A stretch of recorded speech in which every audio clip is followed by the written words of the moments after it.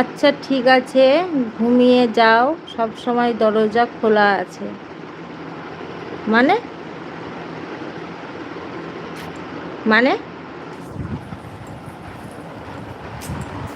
কি বলছা? ঠিক করে বলো চন্দন। দরজা খোলা আছে, দরজা খোলা আছে, আসবে যে চুরি করতে, চুরি করতে। আচ্ছা ঠিক আছে, আছে তো, সোনা টানা আছে তো অনেক। ক কেজি আছে বলো, মেপে নিয়ে আসবো। তুমি যত কেজি বলবে ততগুলো মেপে নিয়ে আসবো, ওজন করে। বলো কি আর করবে,